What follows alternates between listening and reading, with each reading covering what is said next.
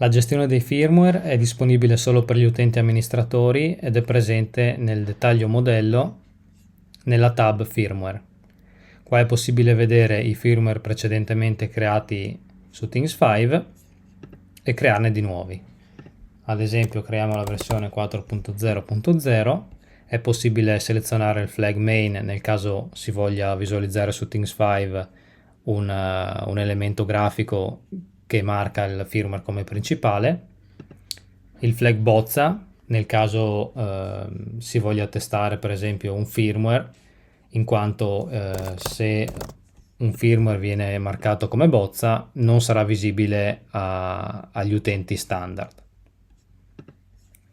Il file che viene caricato può essere di qualsiasi formato, può essere un file binario, un file zip, un tar o qualsiasi altra cosa, e sarà lo stesso file che viene passato poi da Things 5 quando viene mandato il messaggio di aggiornamento firmware al dispositivo.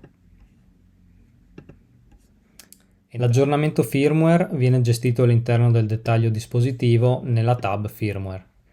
Qua sulla destra ho aperto la pagina di diagnostica da cui è possibile accedere qua. Questo mi permette di mostrare i messaggi che vengono mandati da Things 5 al dispositivo e viceversa. La versione presente sul device è la 1.0 in questo caso. Il device può comunicarla a Things 5 usando il topic firmware version request. Questo è utile in particolare quando il device viene acceso perché può comunicare la versione presente. Adesso noi andremo ad aggiornare il firmware dalla versione 1.0 alla 2.0 e qua vedremo i messaggi che transitano sul canale MQTT. Vedremo dapprima la richiesta di update che viene mandata da Things 5 al device, che contiene l'URL da cui scaricare il file di aggiornamento. Questo file può essere qualsiasi cosa, è il file che è stato caricato dall'amministratore in fase di creazione firmware. Non è detto che sia per forza uno zip, potrebbe essere un file binario o un tar o qualsiasi altro formato.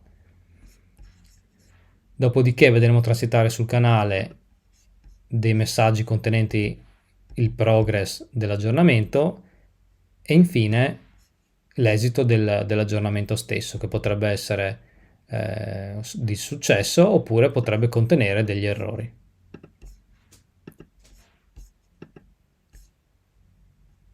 Il primo messaggio è la richiesta da parte di Things 5 di aggiornamento. Questi sono i 3 messaggi di progress e infine mi aspetto, eccolo qua, il risultato dell'aggiornamento che è in questo caso aggiornamento riuscito.